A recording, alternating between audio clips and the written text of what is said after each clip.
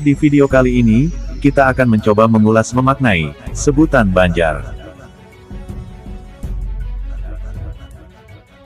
Kenapa nama sebutan Banjar ada di berbagai daerah, seperti di Pulau Jawa, di Pulau Bali, dan juga Lampung.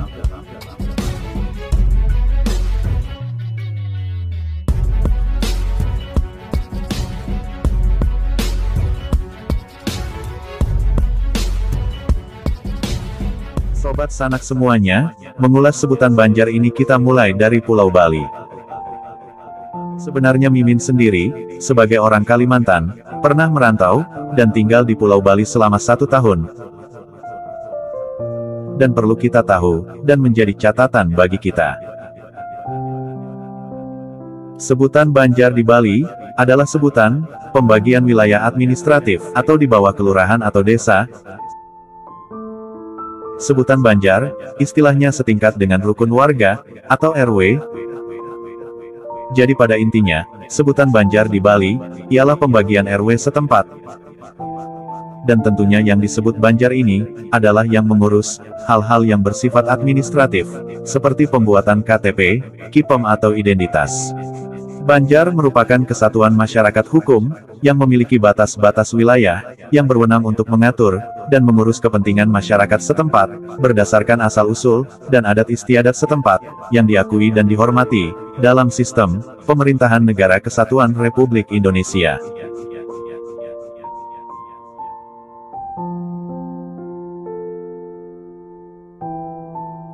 Selanjutnya, sebutan Banjar di Tanah Jawa, yaitu di sebuah Kabupaten Banjarnegara. Adalah sebuah kabupaten di Provinsi Jawa Tengah. Ibu kotanya juga bernama Banjarnegara. Kabupaten ini berbatasan dengan Kabupaten Pekalongan dan Kabupaten Batang di sebelah utara, Kabupaten Wonosobo di sisi timur, Kabupaten Kebumen di sisi selatan, serta Kabupaten Banyumas dan Kabupaten Purbalingga di sebelah barat. Dan tentu sebutan Banjarnegara ini ialah nama sebuah tempat atau kabupaten, dan penduduknya yang menempati wilayah tersebut tentu ialah orang Jawa, karena Banjarnegara ada di Jawa Tengah.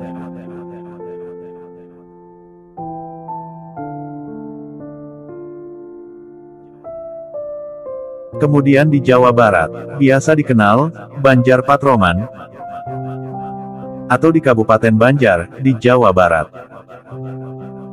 Biasa juga disebut Kota Banjar, ada di Provinsi Jawa Barat. Kota Banjar berada di perbatasan dengan Provinsi Jawa Tengah, yakni dengan Kabupaten Cilacap. Banjar merupakan menjadi pintu gerbang utama jalur lintas selatan, Jawa Barat. Dan sebutan Banjar tersebut, juga nama tempat, dan masyarakatnya adalah orang Sunda, karena wilayah kota Banjar ini, berada di Jawa Barat.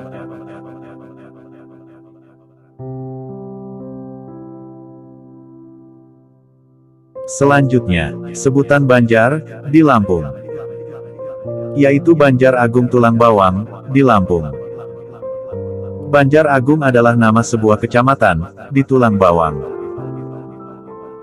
Banjar Agung, merupakan pusat dagang terbesar, dan teramai yang ada di Tulang Bawang, dengan pasarnya yang dikenal, dengan nama Pasar Unit 2 Tulang Bawang. Tentu ini juga nama sebuah daerah, di Lampung. Dan masyarakatnya pun, juga dari penduduk Lampung. Juga ada, orang dari Jawa, dan orang dari Bali.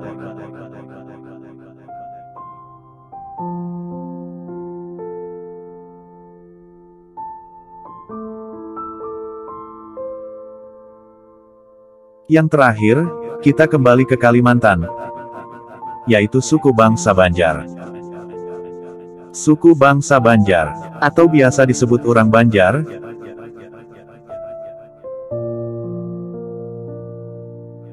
kadang Banjar Kalimantan ini, sering disebut orang luar daerah, ialah tertuju hanya orang Banjarmasin saja. Padahal menyebut suku Banjar, adalah memaknai sebuah bangsa, dan kisah sejarahnya pun sangat panjang, dan wilayahnya juga sangat luas. Karena dari Kalimantan Selatan inilah, mereka tersebar ke seluruh Nusantara. Perlu kita tahu, bahwa ras Banjar, atau genetik orang Banjar, lebih dahulu lahir, sebelum adanya Kesultanan Banjar. Karena dipercaya, bahwa di Kalimantan bagian Tenggara ini, Kerajaan Nan Sarunai, Dayak Maanyan, yang berdiri sebelum Masehi, dan juga berdirinya Kerajaan Tanjung Puri, dari Sumatera Tanah Sriwijaya.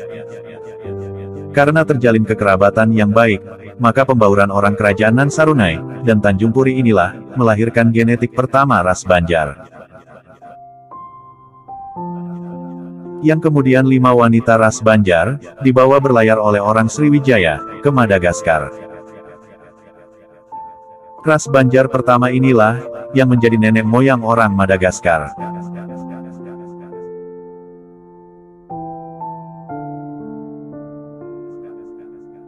Kembali ke sebutan Banjar, di Kalimantan. Ketika Kerajaan Nan Sarunai runtuh oleh Usak Jawa Majapahit, maka berdirilah sebuah kerajaan Nagara Dipa, kemudian berganti menjadi Nagara Daha. Dan di zaman inilah penduduknya mulai menyebar ke Kalimantan bagian timur dan utara, dan penyebar ke wilayah Kepulauan Filipina Selatan, melalui perdagangan. Mereka disebut Banjar Hindu-Buddha.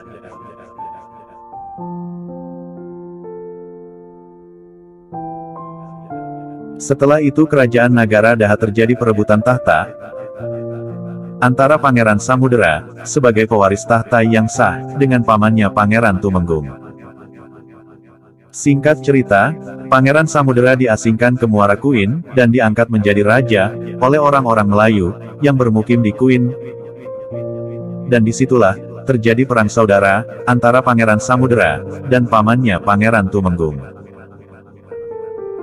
Pangeran Samudera, mendapat bantuan dari Kerajaan Demak. Dan akhirnya dalam perang tersebut, dimenangkan oleh Pangeran Samudera. Maka berdirilah Kerajaan Banjar. Sejak saat itulah nama Banjar terlahir. Meski nama sebutan Banjar, pada awalnya adalah, sebuah bandar di Kuin, yang dibangun dari orang Melayu, bernama Patih Masih. Tapi sebutan menjadi nama sebuah kerajaan, pengganti Kerajaan Nagara Daha yang pendahulunya, dan dikenal, Kesultanan Banjar. Sehingga seluruh bekas kekuasaan, Nagara Daha diwariskan ke Kesultanan Banjar. Dan Pangeran Samudera, sebagai raja pertama, yang memeluk Islam, dan memproklamirkan, bahwa wilayah kekuasaan Kerajaan Banjar, adalah negara Islam.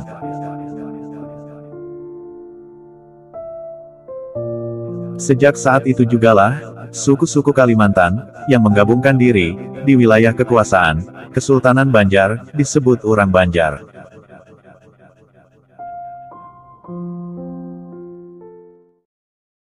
Jika selama ini, kita berbicara tentang Banjar, terutama, orang luar daerah, sepertinya hanya terbatas, pada daerah Banjarmasin, dan sekitarnya saja, kota yang berada di hilir Sungai Barito, atau di muara Sungai Martapura, dekat dengan Laut Jawa. Padahal kata Banjar, adalah memaknai, sebuah, bangsa yang besar, di Kalimantan bagian Tenggara ini.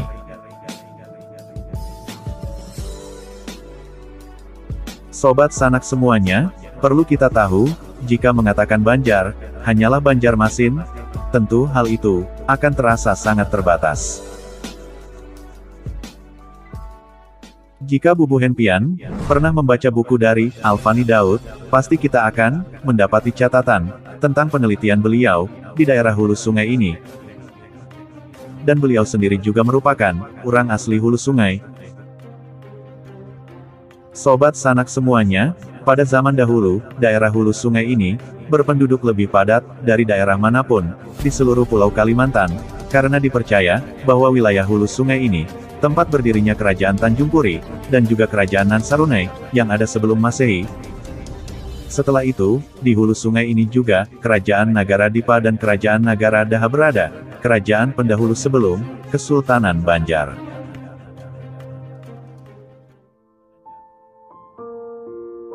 Jika kita melihat peta, daerah hulu sungai, sangat jauh dari Laut Jawa, di selatan Pulau Kalimantan. ratusan kilometer jauhnya, butuh beberapa hari berperahu, dari Muara Barito.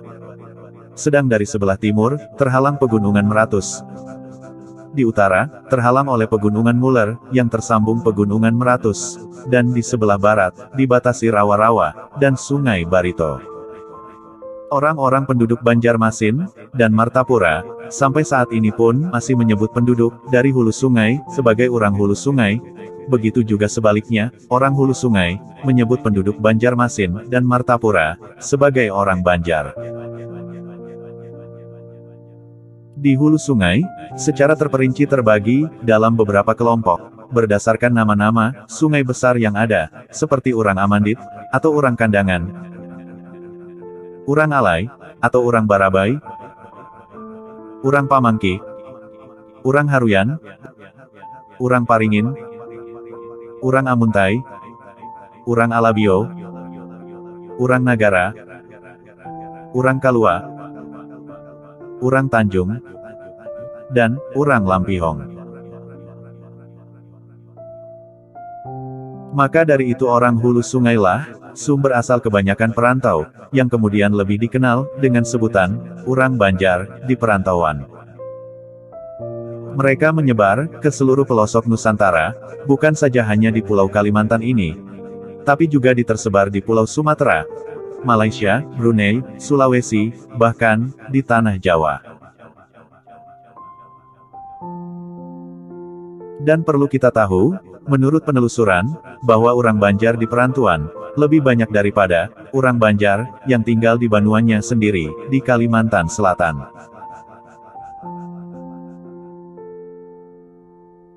Orang hulu sungai juga merupakan orang Banjar yang handal.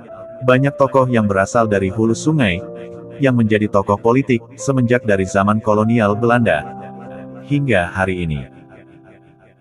Bahkan, orang hulu sungai dianggap sebagai bagian penting orang asli Kalimantan yang sangat berperan di perpolitikan nasional semenjak awal masa kemerdekaan.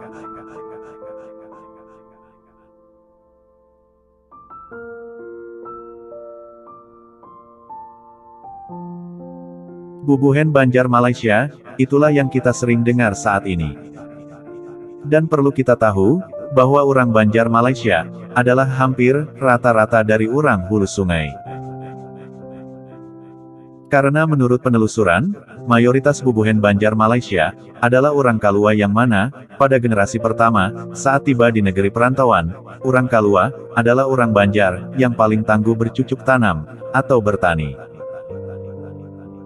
Orang Kalua adalah mayoritas Bubuhen Banjar di Malaysia, disusul orang Alai atau orang Barabai, Kandangan, dan sangat sedikit sekali orang Banjar bagian lainnya, kecuali hanya didominasi dari orang hulu sungai.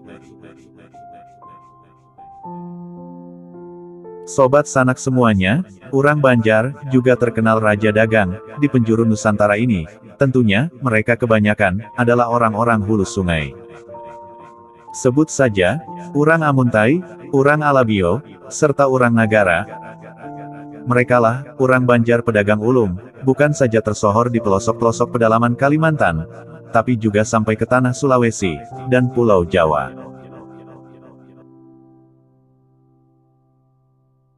Orang hulu sungai mempunyai identitas khas sebagai orang Islam yang taat. Meskipun begitu, orang hulu sungai juga mempunyai beberapa hal negatif yang sering disematkan kepada mereka, seperti suka berkelahi dan pantang mundur bila ditantang, dimanapun mereka berada. Itulah kilasan orang Banjar perantauan, tentunya orang hulu sungai dari Banua Banjar, Kalimantan Selatan.